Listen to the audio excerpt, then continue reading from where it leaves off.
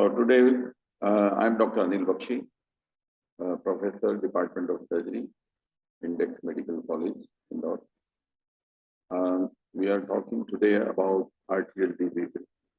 It comes under section of peripheral vascular disease, and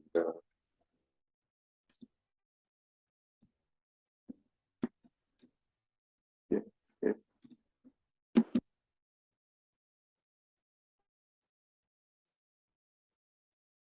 So arterial diseases are many of kind. First, we discuss about the anatomy of the arterial tree in upper limb.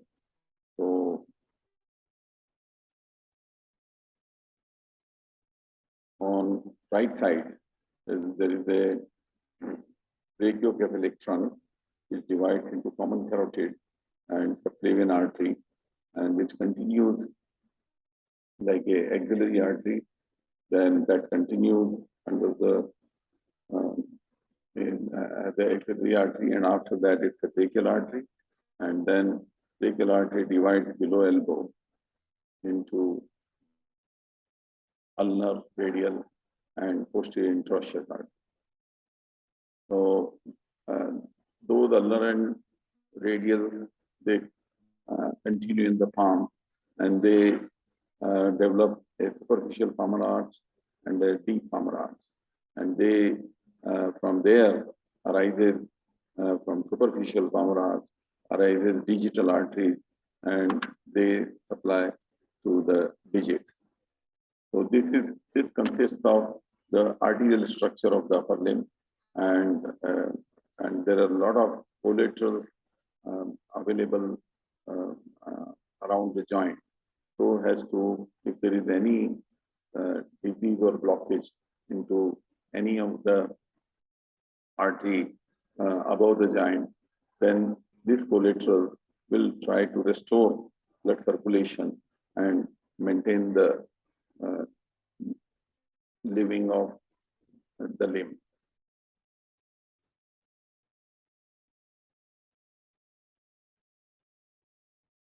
Now, similarly, arteries of the lower limb. So the arteries of lower limb, mainly the arteries of lower limb start from abdominal aorta. The abdominal aorta at the level of L4, L5 divides into two, that is common iliac. Common iliac again divides near sacroiliac joints into internal iliac and external iliac. The external iliac artery continues under the inguinal ligament as a common femoral artery. Again, the common femoral artery will divide into two. The one is deep femoral artery or profunda femoris, or a superficial femoral artery. The superficial femoral artery continues as a popliteal artery, and the popliteal artery will divide into tibio-peritoneal trunk and posterior tibial artery.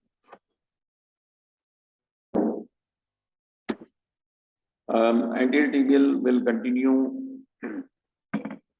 as in the ankle as a dorsalis pedis artery.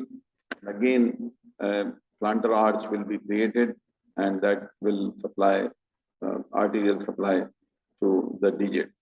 And this is how it works. The supply of upper limb and lower limb. Now, arterial diseases are many, and they can be divided into acute and chronic, and we will discuss features of acute and features of chronic.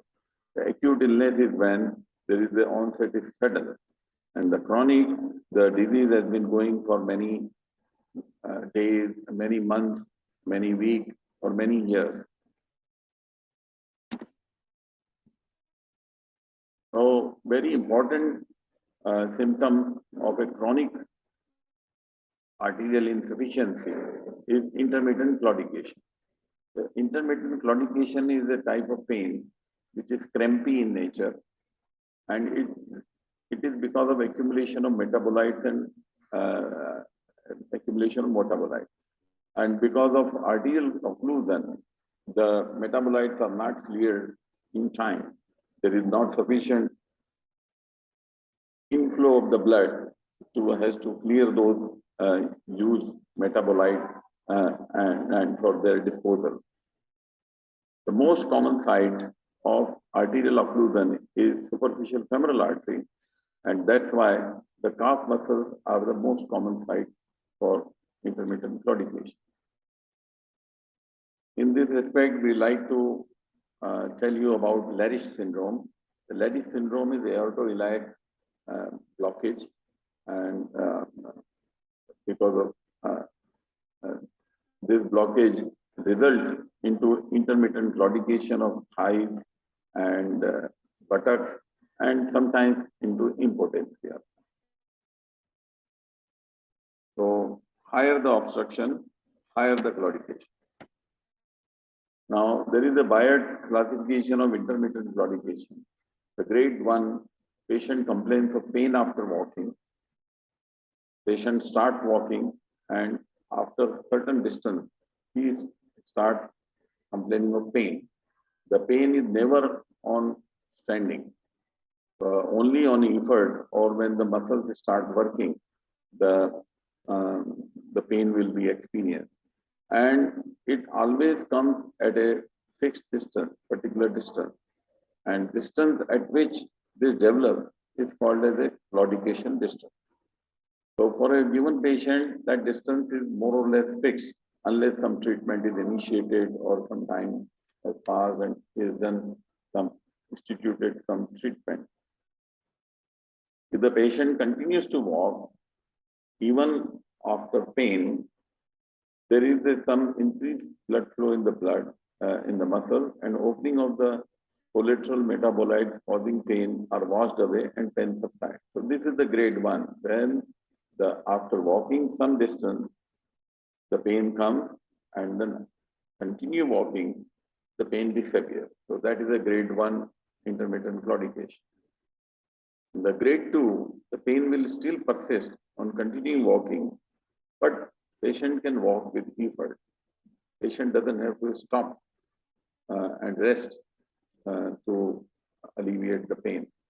Now, grade 3 is one in which after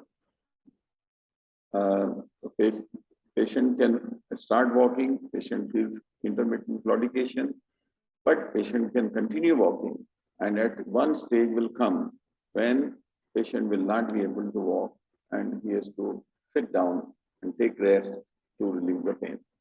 That is a great. So there is a difference between different types of intermittent claudication, differential diagnosis of intermittent claudication. In arterial intermittent claudication, the pain will always develop after walking. It is never on standing. When the patient walks, the pain will start.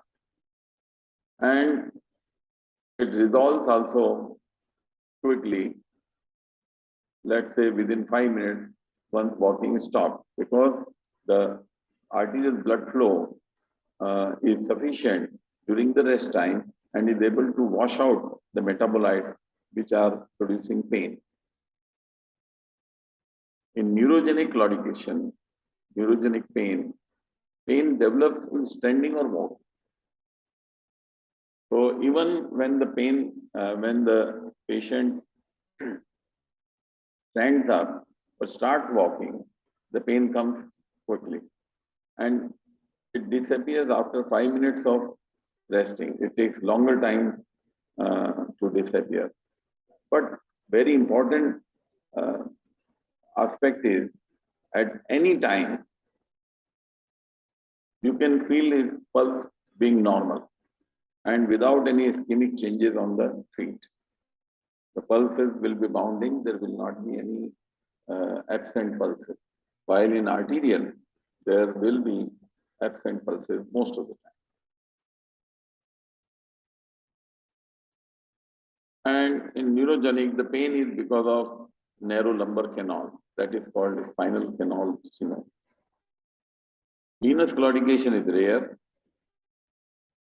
and it is observed in chronic pelvic venous obstruction as a mechanical high venous pressure usually develops due to deep vein thrombosis, and peripheral pulses again will be normal.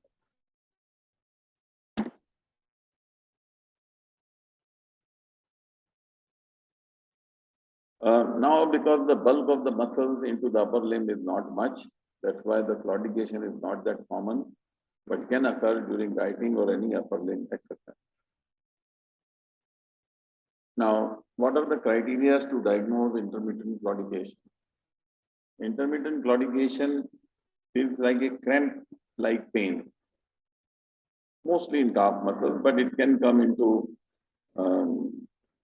thigh and buttock also, depend on site of the obstruction of the arteries. Now, pain develops only when muscle is exercised, because exercising muscles will require more nutrients, more oxygen, and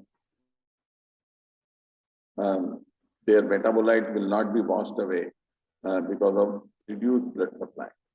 And the pain will disappear within 5 minutes when exercise stops. Intermittent claudication is due to anaerobic muscle metabolism because sufficient oxygen is not there. So, anaerobic muscle metabolism is initiated, and the lactic acid gets deposited, P substance gets deposited, and that all causes pain. So now superficial femoral artery is the most commonly affected in peripheral vascular disease, and that's why the claudication will be at the calf.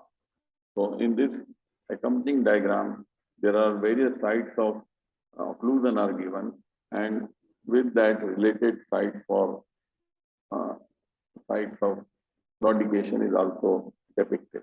So if aorta is clogged, then buttocks will be affected. Common iliac artery, again, the buttock will be affected because the aorta supplies to common iliac artery only. If common femoral artery is there obstructed or external iliac artery is obstructed, then of course thigh will get the pain, and if superficial femoral artery is occluded, then calf is the most likely to be affected. So the site of pain also provides an indication of site of disease. So if a patient comes to you and says they have a claudication in calf, you know it is going to be superficial femoral artery. And if patient complains of claudication in buttock, then you know the blockage is somewhat higher up, either in aorta or in common iliac. So history itself will point you to the site of disease, and then according to that, you can direct your investigation to confirm the site of the disease. Sometimes there are two blockages. There is one in aorta and one maybe in superficial femoral artery. So in that case, the distal one will come first. The patient will have claudication in the calf. Now, after the stage of claudication, the stage of rest pain comes. The rest pain, has its name depicts, the pain occurs when patient is resting, patient is not walking, patient is not exercising, patient is resting. And this pain is very severe pain. And sometimes the patient feels that while hanging the leg down the bed, he may feel pain to be reduced. But basic thing is the arterial system is not able to supply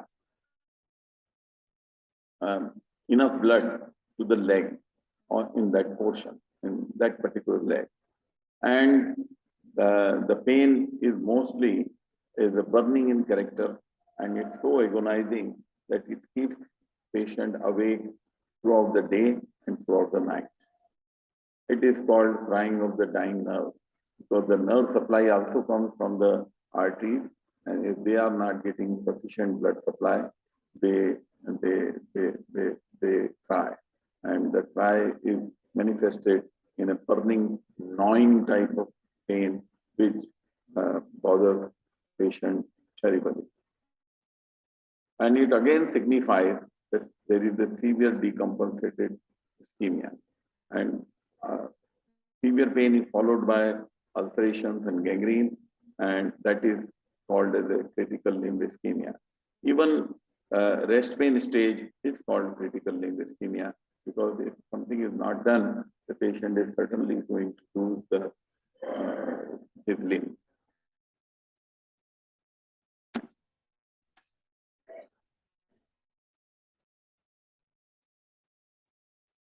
There are certain changes in color, temperature, sensations, and movements of the limb, which will signify whether it's an acute arterial disease or chronic arterial disease. So, when you examine clinically the patient, we have to palpate all the peripheral pulses. All the peripheral pulses means even if the patient has disease in the leg, you have to examine carotids, you have to examine radial, brachial, radial, and of course, you will examine abdominal aorta, femorals, and popliteal, and dorsal pedis posterior. And while you are doing that, you examine it for the aneurysm and bruit. And in case of stenosis, you will get bruit, and in case of collateral circulation, you may get weak pulses below the level of obstruction. So there is a good collateral circulation. Now, once we have established that patient has a arterial insufficiency or arterial ischemia, we direct our investigation to confirm the diagnosis and to find out what best can be done for the patient. So for that, we need general investigation. So general investigation will be in the form of CBC, because if the hemoglobin is low, the oxygen carrying capacity of the blood may be low, and the patient will have rest pain or claudication earlier than what you are supposed to get. Similarly, if cardiac output is low or there is a congestive cardiac failure, if the patient is not able to pump blood properly, then again the ischemia will be felt in more severe condition. So all this will, and if there is a blood sugar raised, the diabetic patient, they get earlier atherosclerosis, they have accelerated atherosclerosis, and the likelihood of them having arterial diseases are much more than the general population. So similarly, other diseases have to be excluded, like serum creatinine is important, because if later on you are going to do any CT angio or inject a dye into this patient, you must know that the serum creatinine is normal, its kidney functions are normal. Because if you give a dye to a patient who is already having renal compromise, it can induce a renal failure in such patients. So one has to be very careful when you inject a dye into renal failure patient. Now, there is a very important investigation called Doppler ultrasound blood flow detection. So what is this? This has the picture shows on the right side. It's a handheld signal detector which works on ultrasound mechanism. And generally, this probe is everyone has seen this probe or this instrument in measurement of obstetric fetal heart sound, but this can be used very effectively into detecting the peripheral pulses. Of course, in peripheral pulses, the probe frequency will be different because the deeper it's a more superficial pulses, so you have to have a higher frequency. So mostly it is 8 to 12 or 8 to 10 uh, frequency of megahertz frequency is used in this Doppler ultrasound blood flow detectors. And it's a very quick one because it can be done in the ward. One doesn't have to go to the ultrasound department, and it can be applied in emergency at any time, and can be done by anyone who has a very little training into this equipment. And the training is very quick. Within 5 minutes, one can learn how to detect this. So, in my opinion, every ward, every acute ward like surgical ward or medical ward and also orthopedic ward, they all should have this equipment handy at, uh, in their for their use at any time. And this is used for assessment of arterial occlusion. And how it works, it is used as a solo to detect the pulses which are not palpable. Of course, if you can palpate with the hand, there is no need for this detector because you have detected it already with your hand. But if suppose it's not palpable, particularly in chronic ischemic cases, then you have to assess how much is the blood pressure into that limb.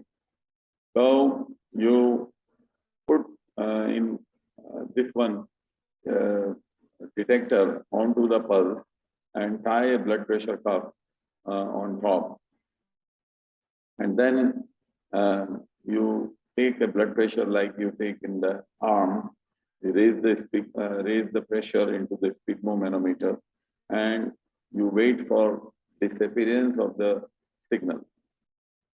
Once the signal disappears, you note that point, particular what is the pressure that time, and again you release the pressure of the sphygmomanometer, and then again note the reading into the sphygmomanometer, how much is that reading, and that is the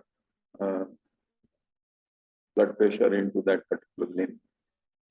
And then you also measure blood pressure into the arm, and then you come out with the ankle brachial pressure index. So generally, normally in lower limb, the pressure is always more, and in brachial artery, the pressure is a little bit less. So the ankle brachial index should always be either 1 or above 1. So if it is below that, that means there is some kind of ischemia there. And there is some blood supply is leaking. It's not in sufficient quantity reaching there.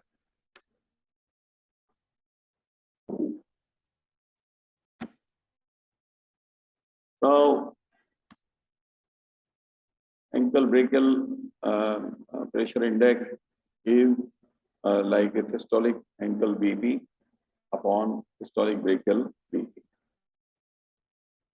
And the normal resting ABPI is generally 0.9 to 1.3.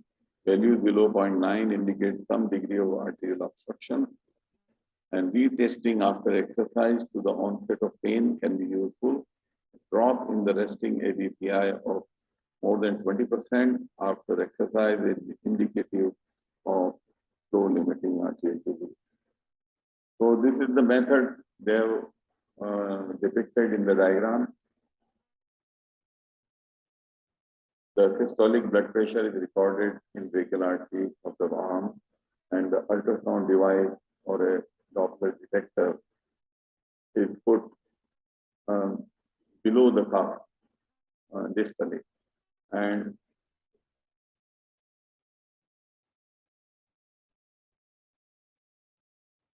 you take the measurement. Similarly, it is done in the ankle to measure pressure onto the post-arterial or dorsal arterial, and each pressure is noted down, and then the ankle pressure index is calculated.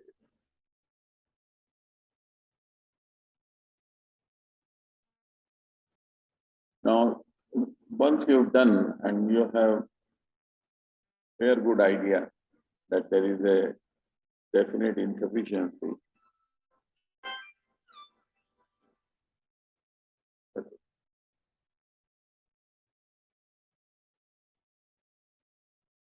then we ask for a duplex scanning of the arterial system, in which an ultrasound machine is used and with the images seen onto the screen. Images seen on the screen.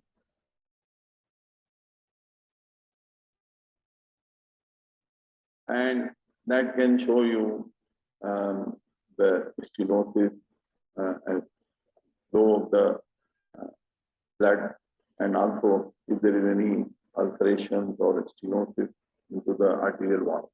Like in this picture, you can see a stenosis as the common carotid bifurcation.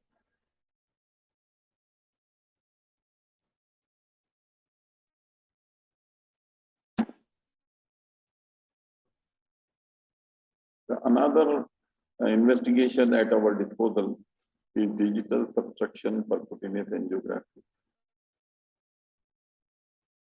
So it is done by injecting a dye into the arterial system, and the computer takes the images and it takes in images continuously, and then a computer will subtract the other images out of that arterial system and will give us a clear picture of the arterial picture. In this picture, there is a blockage of popliteal artery.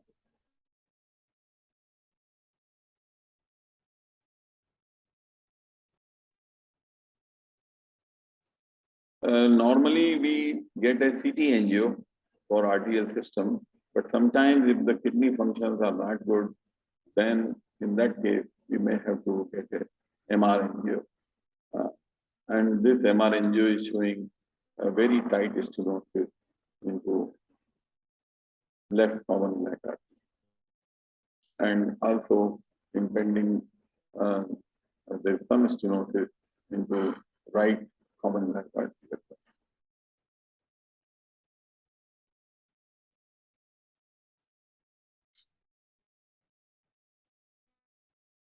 So once you have diagnosed that there is the arterial occlusive disease,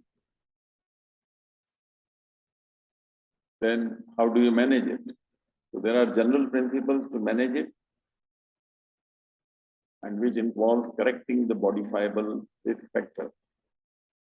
So what are general modifiable risk factors?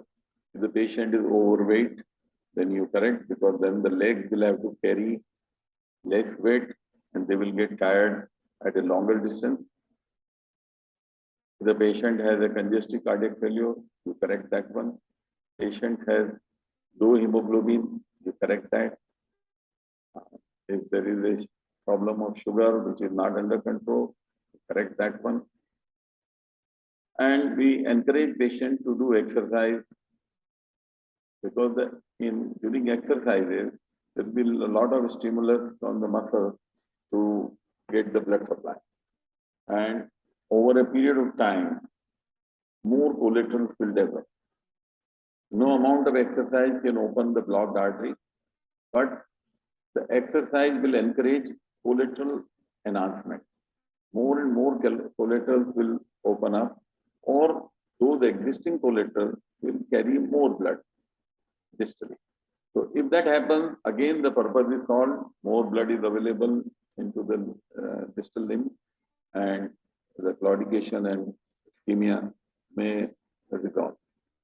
Very important factor in this respect is to quit smoking. If the patient is smoking and if you treat him with anything, it is likely to fail because smoking in his case is a very big factor in which it's a continuous stimulation for arterial occlusive disease. So, in my patients, I always tell them that if you don't quit smoking, there is no point in taking treatment because sooner or later it will all fail. So, if you home that message very strongly, then only the patient is going to make a sincere effort to quit smoking. Otherwise, what will happen? You tell them that you stop smoking, and the patient goes out and lights his first cigarette. And so, uh, uh, what is the overall risk of critical limb ischemia in progressing to amputation is less than 5%, provided the treatment is done sincerely. And the patient with rest pain and tissue necrosis should be planned for intervention to prevent amputation. And also patients with intermittent claudication who are very short distance claudicant, they can be considered if this symptoms are affecting their lifestyle very severe. But otherwise, the intervention indications are if the patient has got a rest pain, because that shows that the patient is going to have some sort of will progress into gangrene and tissue loss.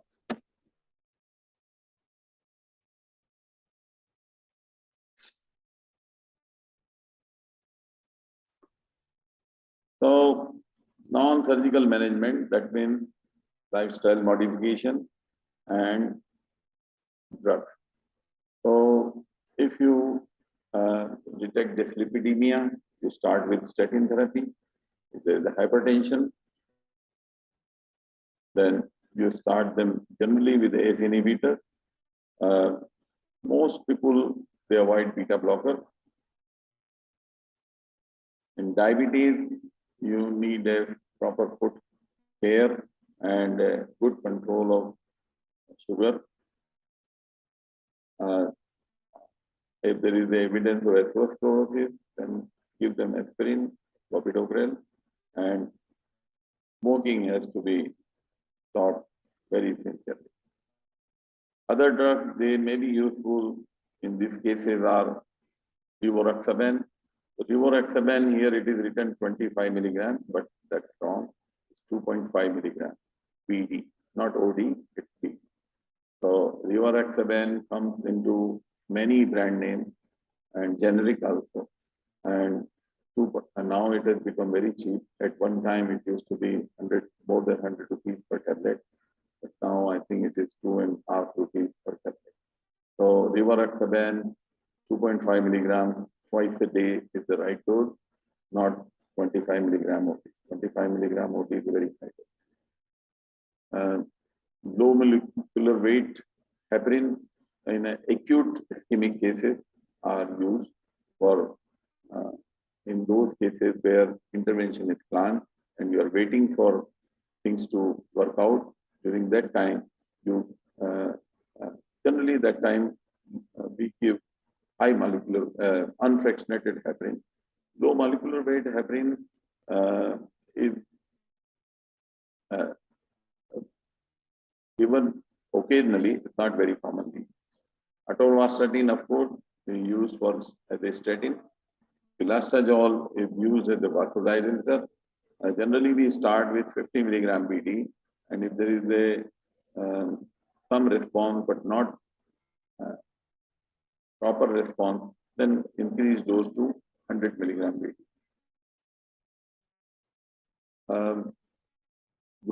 This one, BE growth factors been used. They are used as a where nothing works and something has to be done, and the patient can afford such expensive therapy. That time those injections of VEGF are used. They are not very common in use.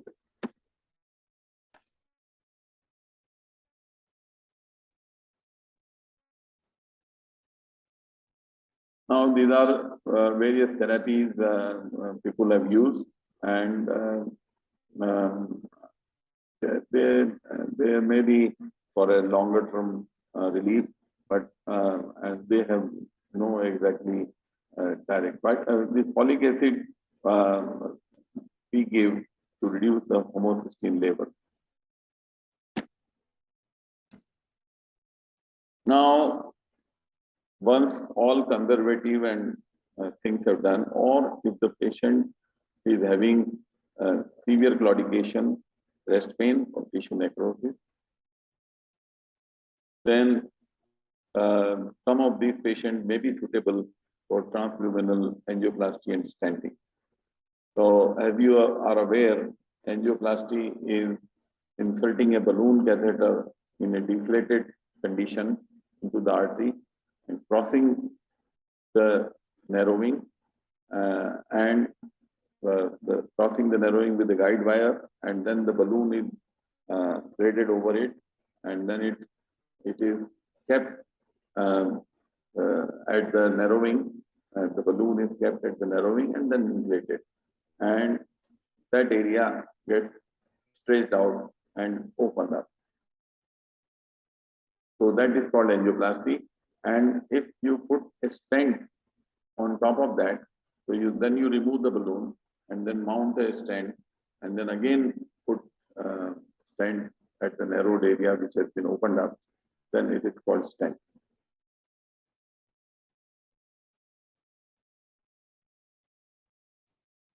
So this angioplasty is very successful in dilating the iliac and femoropopliteal segment. Extremely good in iliac, and next is in femoropopliteal segment. And there is one technique of subintimal angioplasty also, when there is a total blockage of the artery, then with the help of guide wire, one can create a dissection into the artery and then push that guide wire up till up or down till it re-enters the lumen where there is no blockage. So the guide wire is crossed completely and dissecting the intima. And on that guide wire, now you put a balloon, a long balloon, depend on the diameter of the vessel. So you do that, and then keep on inflating that balloon intermittently along the path of that occluded segment. And the whole occluded segment opens up because of balloon, so all atherosclerotic material gets stuck to the one side of the body, and that the lumen gets opened up. So this is extremely useful in patients who have these blockages which are complete, because angioplasty cannot work. Normal angioplasty cannot work where there is no lumen, because the guide wire has to go into the lumen and cross that blocked area. But because of subintimal, one produces dissection, and then even if it is completely blocked, this technique can work and open the arteries. And I have seen people opening up to as distal as medial plantar and lateral plantar arteries, and thereby saving even the digits, which normally may not be possible with a normal angioplasty. So there are some complications because the arterial wall can rupture, and that may be thrombosis later on, and some of them they require stent.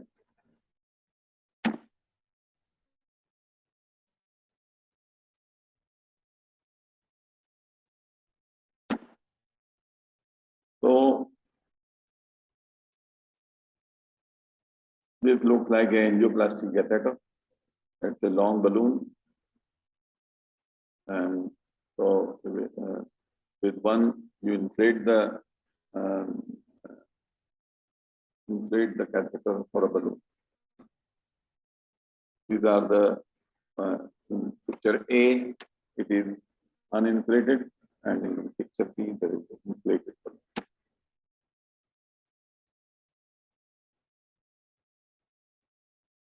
So you can see the effect of angioplasty. This is a stent which is mounted on the balloon, and then it will be placed into that stenoid area. This is a diagram of percutaneous transluminal angioplasty. Yeah, only difference is you have to put a guide wire first. On top of that guide wire, the balloon catheter will go, then balloon will be inflated, and then the stent will be placed. Right. Operative procedure for arterial occlusive placement of a bypass. Reserved for severely symptomatic and after failed angioplasty attempt. And types are axillofemoral, axillobifemoral, aortofemoral, aortobifemoral, femorofemoral, and femoropopliteal. Out of these, most common are aortobifemoral and femoropopliteal.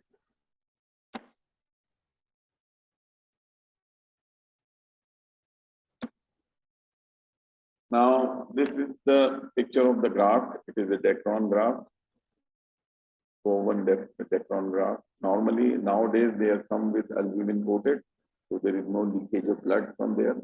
Earlier, we used to get uncoated one, so in which we had to take out some non-heparinized blood before clamping the aorta, and that blood we used to impregnate this graft and let the platelets and fibrin and everything plug the micro holes into this graft, and we were able to use it. So nowadays, most of these grafts they come with albumin coated, so there is no. So this is the picture of aortobifemoral, and that is the picture of femoropopliteal.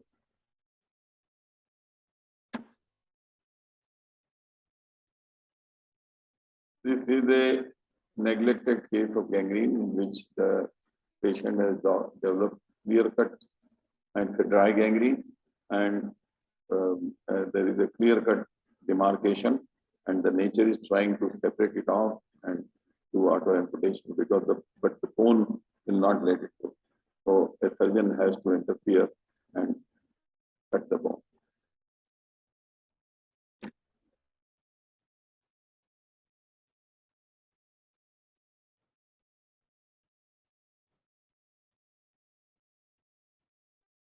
In diabetes, generally there is a vasculitis and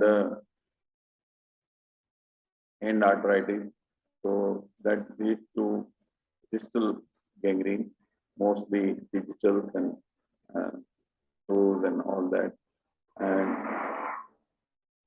that leads to gangrene with blackening because of deposition of iron.